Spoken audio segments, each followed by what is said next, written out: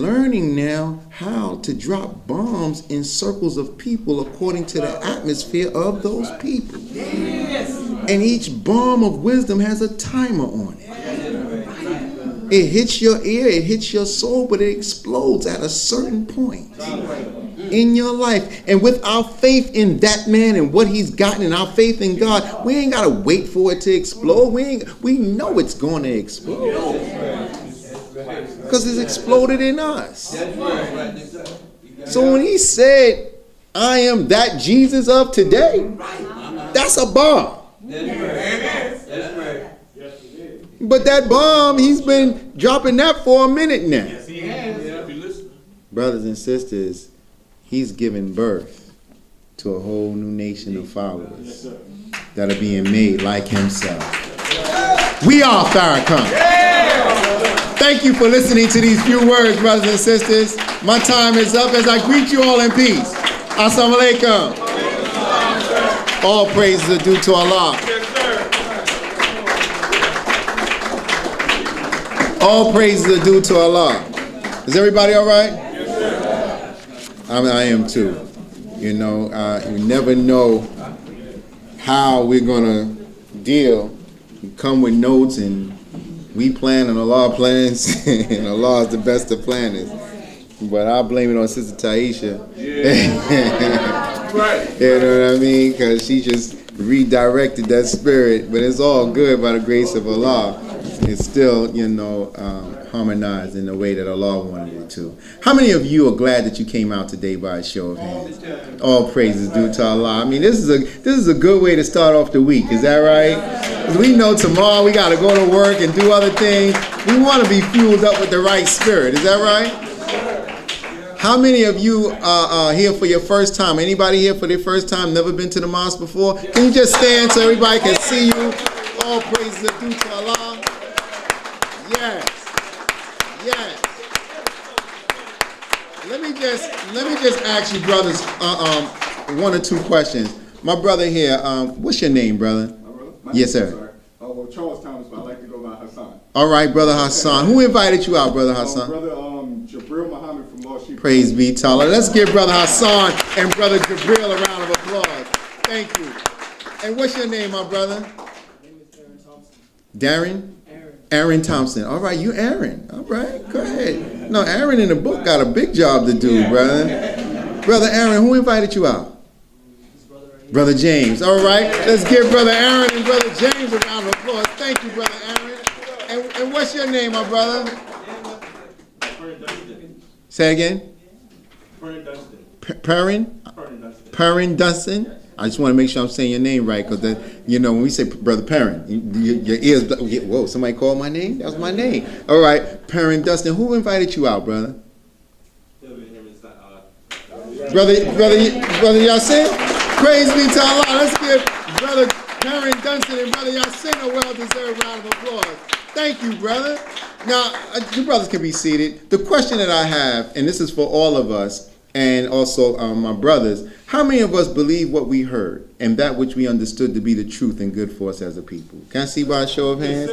The truth is independent of itself. Is that right? Yes, sir. And while I was speaking to you as a representative, a student representative of the Honorable Minister Louis Farrakhan, a student is still always studying. We're in the classroom. But while I'm speaking to you and there's certain points that I'm making, there's a conversation you're having in your own mind.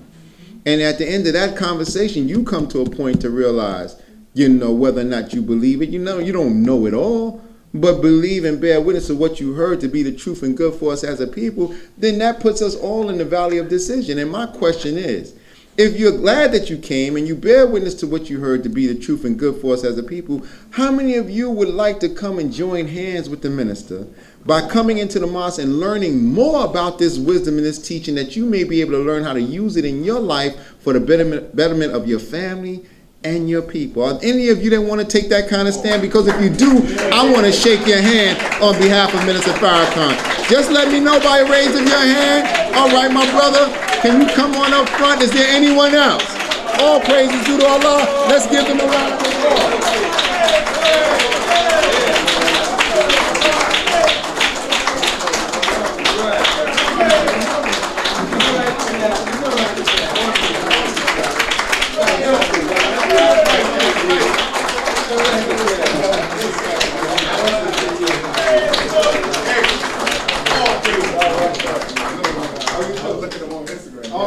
right, yes, sir. Please have a seat. Brother said, I know Donique. I look at him on Instagram. Go ahead, man. Now he over here next to me taking my information. You never know who you're going to see in the mosque. Is that right? All praises due to Allah. This is the thing that make us glad but make the devil mad. That's right. Because he's missing souls he thought he had. That's right. Let's give our brothers another well-deserved round of applause. All praises are due to Allah. And look, brothers and sisters, this doesn't take away from anybody else. Because all of us said we're glad that we came. All of us said we believe what we heard to be the truth and good for us. So we all in the same family. And if we haven't decided to take the step forward to get more of this teaching for ourselves and the betterment of ourselves and our family, coming under the umbrella and guidance of Minister Farrakhan, it's all right. We can still be in the mosque fellowshipping together. There's a lot of work we still have to do. And this is not no overnight sensation. You know what I mean? No one's expecting you right overnight to say, I'm down with that. No, it doesn't happen exactly like that. But some of us have gone through different things in our lives that we get to a certain point that when we hear a certain truth, it's like, that's what I've been looking for. I'm down with this. You know? I don't know how I'm going to do it, but I'm down. You know, and then there's other, I got to study this a little bit more. And that's all right. You know, if there's any questions that you may have, I'll take at least 3 to 5 minutes to answer some questions based off of what you heard or something that has been said to you or something that's been on your mind. If I can't answer it, I'm going to just tell you straight up, I can't. This ain't no me trying to be arrogant right now. I open up the floor for questions for the simple fact that there may be some that, you know, you may have some doubt in your mind. You may have some question. Or you may not just like my suit or my nose or something and say, like, you know what? I don't like the way he said this, that, and the other. I don't know who this Negro think he is. I don't want you to talk about me after I'm off the rostrum. So let me answer it now. Yes, brother. Say your name, brother. Please stand up. Wa alaikum salam. Brother Donald. Now, this brother stood up Wednesday night when we was teaching on From Death to Discipleship, the making of gods. All praises due to Allah. Yes, sir, Brother Donald. My knowledge is real limited. Like, I come up amongst the nation, like, God's. Yes, sir. And, like, I always had a problem with the no mystery God. Because the Quran say, like, the believers of the afterlife, they are sure. Mm-hmm. You know? Right. And the Quran and the Bible is always talking about after we like right. That. Yes, sir. They go deep into it. Right. You know? Mm-hmm. So yeah. It's like how can I expect it, like when it's all said and done, judgment and all that, like, mm-hmm. how like you get what I'm going. Right? Yes, sir. Yes, sir. All right. Thank you, brother. All praises due to Allah. Yes, all praises are due to Allah. You know, there is, you know, and just one of the things that brother mentioned in terms of dealing with the afterlife, because as he's talking about it, it's quoted in Surah 2. You know, it says this, talking about the believers, right? And here you have it where Allah is saying, I, Allah, am the best knower. This book, there is no doubt in it, is a guide to those who keep their duty, who believe in the unseen and keep up prayer and spend out of what we have given them, and who believe in that which has been revealed to thee and that which was revealed before thee, and of the hereafter they are sure. See, he's talking about that hereafter part because coming from the nation of gods and earth, or the 5%, they come from the base of what we have in our lessons of supreme wisdom. We don't believe in no mystery God. So to come with that kind of knowledge and then start hearing about in the Bible about life after death and hereafter and this, that, and the other, it's like, man, I can't get with that. Yeah. There is no mystery God. What are you talking about life after death? What are you talking about hereafter? Well, to break it down a little bit, Go ahead. the hereafter, brothers and sisters, is not after physical death. Brother, that's dealing with the mental death. You see what I'm saying? And so here, right here, and here, after falsehood has been removed from our mind. We've been living on truth mixed with lies. Right. System of tricks and lies of Yaqub, the forgotten technology. So our people, it's not just our people, but we're more concerned with our people, because if you don't look out for self first, how the hell are you going to look out for somebody else? Right. Is that right? So when we deal with it from the aspect of those who have been made deaf, dumb, and blind, 85% of the population, there's no color barrier there. So life after death is dealing with those who have been ruling society according to their civilization, which is their knowledge, their wisdom, their culture, their refinement. Has been dealing with a lot of lies to the people. And they use Jesus as the central figure to trick everybody. You see? By lying to the people about Jesus, but mixing the truth with the lie. And so by using Jesus as that central figure to say he's God, but you can't see him. He's God, but he's walked on water. He made blind people who was physically blind see, deaf people hear. And it wasn't physically deaf. It wasn't physically blind. It wasn't physical mutes. They were spiritually deaf, spiritually blind, mentally deaf, mentally blind. Mentally, they couldn't speak properly. Jesus opens their eyes by bringing them the truth. You see? So now people are saying, and this is the Bible, as by one man sin entered into the world and death followed. Then by another man all should be made alive. So the death that's being talked about in the scripture is not a physical death. It's a spiritual death. That's what it is, brother. When Adam ate from the tree, he died mentally. Because the tree had the knowledge of good and evil. Right. The original man was created off of good. He ain't know nothing about evil. So his good always checked everything. But Jacob was the founder of unlike attract and like repels, meaning he found in the study of the original man, in the study of God, that there's another side to good, which is the dark side that's evil that God ain't letting nobody know about. Let me bring it into light. So that when man and woman would realize their dark side, now they got a choice they can make. Because God gave everybody free will. And I will manipulate their minds with a wisdom higher than what they know. And that's what I was talking about with that mystery God. So this whole concept of life after death, the preacher is lying. It's not physical death. It's life after spiritual death. That when the knowledge of God and the knowledge of self is made known to you and the knowledge of the devil is made known to you, now you are in the valley of decision to decide, am I going to follow that way or am I going to keep on going on the way that I've been going? Because if I keep going the way that I'm going, that's death. My whole lifestyle is death. You see? And so, I mean, I can go on and on and on, but I don't want to take... Did you understand what I'm saying, brother? Yes, sir. So the hereafter is here. And here, after the removal of falsehood. The Honorable Elijah Muhammad said the hereafter for my followers is now. So there's a hereafter that comes into each and every one of our lives personally when we take on the truth and follow the truth. But then there's another hereafter that's destined for the whole earth. That hereafter is not coming until everyone has heard the truth, so they don't have no justified reason for why they're not following it. And then war comes. And it's through war that God destroys governments. But God doesn't start the war. It's the enemy, the beast, that starts the war.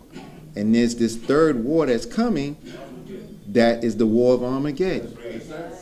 And our people don't see how God is tied to all of that.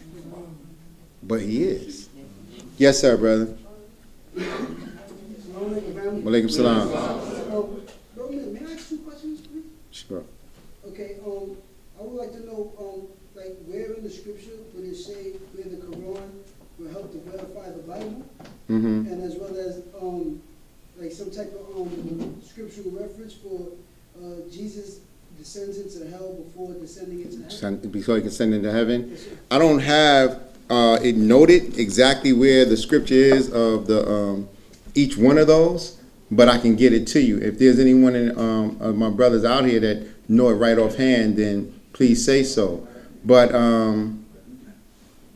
in terms of dealing with Jesus descending into hell before he could ascend into heaven, we may be able to come up with that, because I see my sister might be looking that up right now.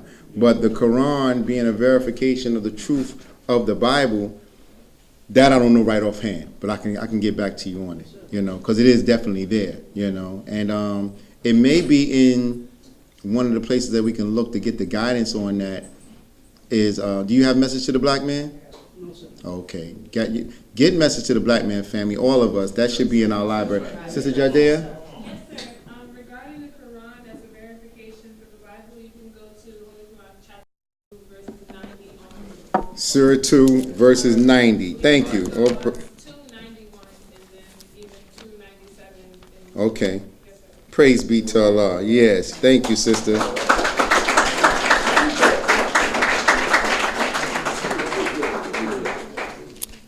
Let me just,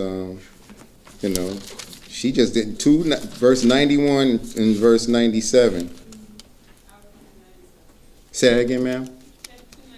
Okay. Yes. In this Quran, it says, say, whoever is an enemy to Jibril or Gabriel, for surely he revealed it to thy heart, meaning Prophet Muhammad's heart, by Allah's command, verifying that which is before it, and a guidance and glad tidings for the believers. And what came before Prophet Muhammad revealing the Quran is the Bible, the New Testament, the Old Testament, because they won't say new, they'll say the gospel. And that's another point that I needed to make in the gospel or the Torah. It's another point I need to make where Brother Donald was concerned and what we read from that scripture, where in the Quran it says, this book, there is no doubt in it. It's not talking about the physical book, it's talking about the man that the book was revealed through. There's no doubt in the prophet. We say in this day and time, the book that was revealed or woke us up is Honorable Elijah Muhammad. There's no doubt in that man, because all of us are books, brothers and sisters. Come on now. The book testifies of us. We don't testify of the book. If you and I start writing our life story, you see, we're the book. We're just putting it on paper. So that's something that we have to keep in mind. And that's the part that's not taught to our people and others who come through religion, that, what's meant by that. In other words, people are not parsing the word to go deep into, okay, what's that meaning? And so that's in terms of for you, big brother. What's your name, sir? Brother Lando. In terms of that verification of that scripture, Surah 2, verse 97 helps where that is concerned. Yes, sir, brother Yasin. We can go to Ephesians chapter 4, verses 8 and 9. 4. Okay, Ephesians, come on, brother. You got that down, brother?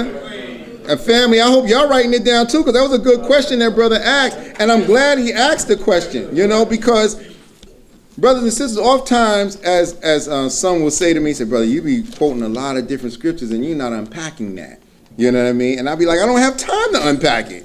But this gives us a little bit of time for a minute to unpack it. You said Ephesians what, brother? Chapter 4, verses 8 and 9. It's Ephesians chapter 4, verse 8 and 9. Ephesians 4, verse 8. Chapter 4, verse 8. Wherefore he saith, when he ascended up on high, he led captivity captive and gave gifts unto men. Now that he ascended, what is it but that he also descended first into the lower parts of the earth?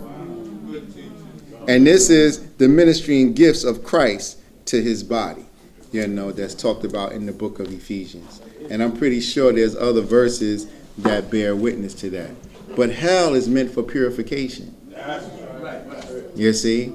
And the Honorable Elijah Muhammad taught us, heaven and hell are two conditions of life and two states of mind. You see, So it's not like you can't be living in the projects and still be in heaven. It's a matter of where you're at in your mentality and in your attitude, but you can be in a mansion and be in hell. You see, because it's a state of mind, not just a state of condition, all right? Okay, praise be to Allah. Is anyone else? I think our 5 minutes is up. They have some, but I'm gonna just write Oh, yes, it down ma'am. and show it to him. You can give Okay, it to him. yes, ma'am. You have some more. Okay, praise be to Allah. See, I'm glad you asked that question, brother. Allahu Akbar. Make sure I have it too.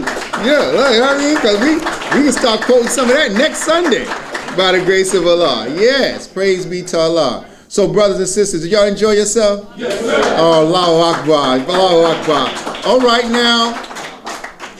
Wednesday night we're having our business meeting, so that'll be the national business meeting. We won't have a regular mosque meeting. It's just for the registered believers in the Nation of Islam. All of you are a part of the Nation of Islam, but you haven't registered yourself to be held accountable.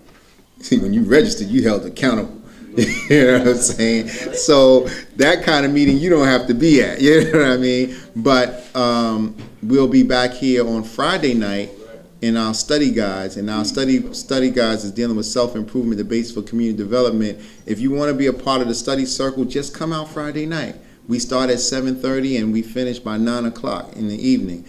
Come on out. If you don't have the material, we have study guides downstairs that are for sale. If you can't afford to buy a study guide today, when you come on Friday night, we'll have excerpts from that material that you can have so you can, be in tune with the study circle. In our study circles, for those who've never been, it's not set up like this. We change the room around. We put circles of 10 where we all can sit together and we go over the study material, but we all give back based off of the question and answers how we see it before we go into the analysis of Minister Farrakhan's answer to the question. So it's a good vibe. I'm just telling you. It's a very good vibe of study and introspection and all that. You get out of it what you put in it. A lot of people don't like to look at themselves in terms of dealing with introspection, analysis, examination. And we're not there in the study circle say, see, that's you, brother. If you wasn't smoking that weed, it's not that kind of, no, it ain't nothing like that. It's nothing like that.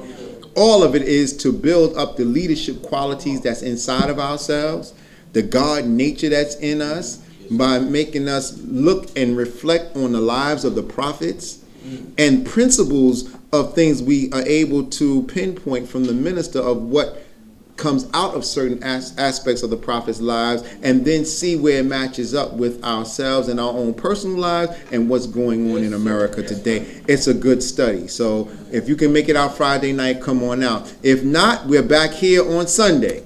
Same Farrakhan time, same Farrakhan station, 202 Pennsylvania Avenue, right here at Muhammad Mosque 7C. Doors open at 10 o'clock, meeting starts at 11. For my brothers that stood up today, there's classes of orientation that we have every Monday night at our headquartered mosque in New York City, which is Mosque number 7. That's the famous mosque of where Malcolm was and the Honorable Minister Louis Farrakhan was. It's located at 106-8 West 127th Street between Malcolm X Boulevard and Adam Clayton Powell Jr. Boulevard. 7:30 every Monday night. We all come together as men. It's a men's class. Because as Proverbs says in the book of Proverbs, steel sharpens steel, men sharpen men. No one knows a man better than another man other than God himself. And God is a man. You know what I mean? So when we come together in that class, it's a brotherhood being formulated under this teaching and guidance of the Honorable Elijah Muhammad and Minister Farrakhan. And at that class, you're orientated into more understanding about the class, about the teacher, and you're able to ask more questions. But we're forming a brotherhood at the same time. While the orientation class is going on, downstairs on another level, there's an FOI class, Fruit of Islam, the military name of the training of men that belong to Islam in North America. So we're downstairs getting our training. And it's not like we're walking around with M16s and all. It's a different kind of training. We're being trained into saviors, redeemers, brothers, you know what I mean? Saviors. So that goes on. You go from orientation and you start coming down into that level of class as well, after coming through the training of the orientation. For our sisters, there's the same class that's done on Saturdays for women. You don't teach a man the same way you teach a woman.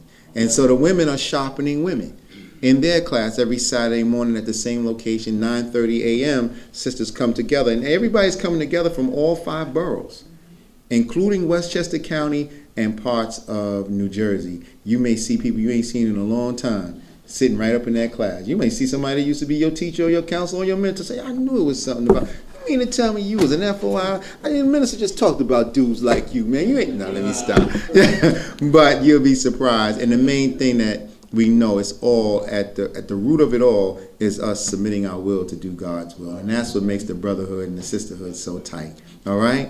All praises due to Allah. Make sure you get your latest edition of the Final Call before you leave the building. You don't want to go home without this paper. This is the organ of truth that is dedicated to resurrect the fallen black man and the fallen black woman. There's not one negative article in this paper or one negative advertisement. All of it, everything in here is to raise our consciousness. So support your Final Call. It's the best black independent newspaper that you'll find on the planet Earth that we know of by the grace of Allah. So now, brothers and sisters, with all that we said and all of the spirit that it built up, we got to take up some charity. If we don't support what we love with what we have in our pocket, we can't keep this going on. The Nation of Islam is sanctioned by the government of America. We don't get grants and all that. We go by the hearts and minds of our people. So I want to bring on one of our assistant ministers, Brother Darren 2X, and he will lead us in the charity drive. Try not to make his job hard for him because we was already up here answering questions and everything else. Let's just give out of the love of our heart. Give until it helps, not until it